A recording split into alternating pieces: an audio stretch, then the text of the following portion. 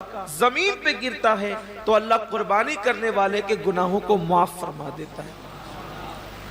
یہ تو آپ سنتے ہیں، بار بار سنتے ہی رہتے ہیں، لیکن جو آیہ کریمہ قربانی کے موقع پہ پڑھی جاتی ہے، جو آیہ کریمہ قربانی کے موقع پڑھی جاتی ہے، اللہ اپنے حبیب سے فرماتے ہیں قل ان صلاتی ونسکی ومحیای ومماتی للہ رب العالمین۔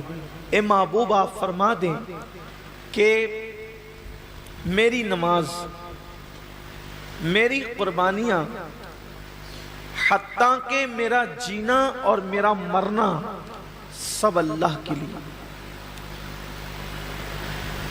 اصل بات یہ آتی ہے اس دور میں کہ قربانی اللہ کے لیے ہونا چاہیے۔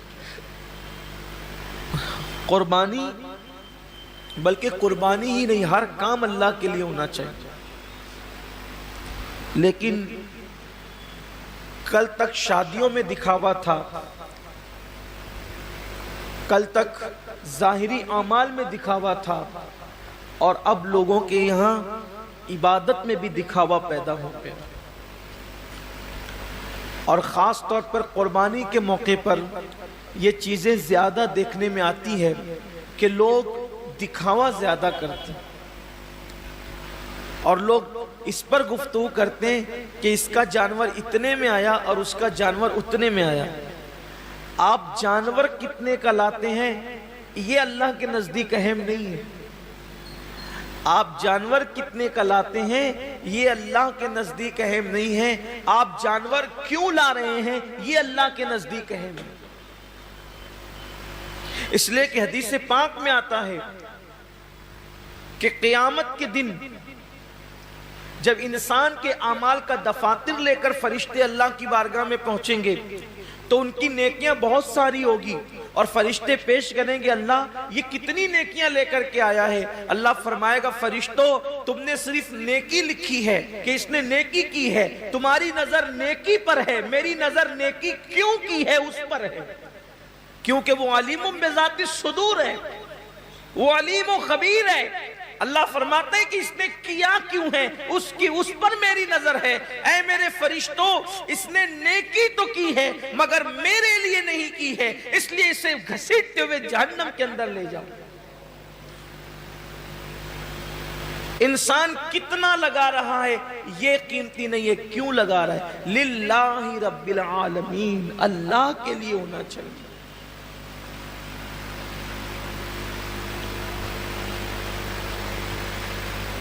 ایک مقام پر قرآن کہتا ہے کہ اللہ کے بارگاہ میں تمہارا خون اور گوشت نہیں پہنچتا قربانی کا۔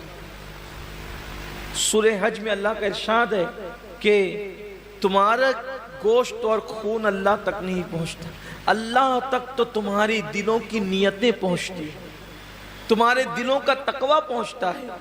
میرے پیارے آقا صلی اللہ علیہ وسلم کے پیارے دیوانوں، آج کل قربانی الا ماشاءاللہ اس لیے بھی لوگ کرتے ہیں کہ گوشت کھانے ملے گا۔ گوشت تو ملنا ہی ملنا ہے، گوشت نے جانا کہاں ہے؟ گوشت جائے گا کہاں؟ گوشت تو کھانے، لیکن نیت تو اچھی کرو۔ ہمارے بزرگوں نے فرمایا کہ اعمال سیکھنے سے پہلے اعمال کی نیت سیکھا کرو، اس لیے کہ مومن کی نیت اس کے عمل سے افضل ہے۔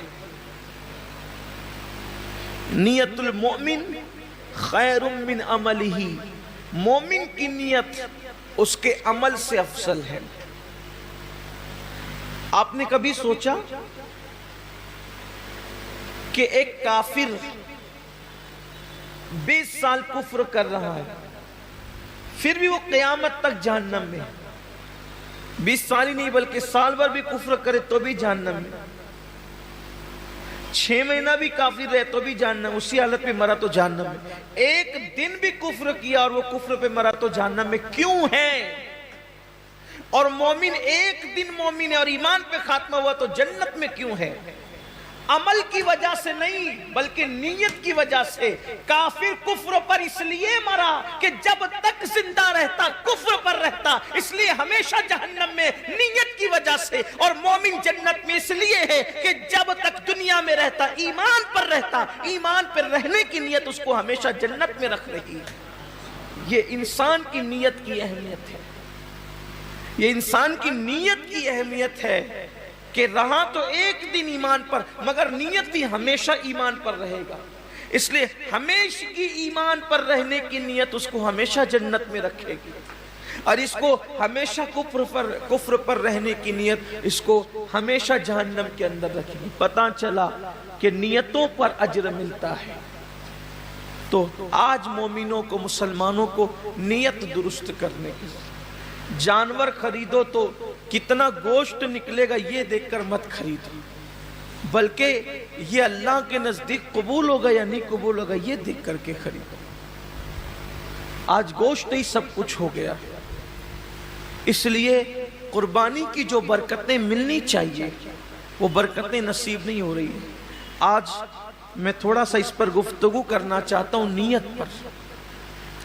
نیت کا بڑا عمل دخل ہے، جیسی نیت ہوگی، آپ نے سنا ہوگا جیسی نیت ہوگی ویسی برکت ہو، اور صرف قربانی ہی نہیں بلکہ سیکھ لیجئے کہ جو بھی عمل کرو اس میں نیت اچھی رکھو، اللہ کے لیے کرو، اللہ کو راضی کرنے کے لیے،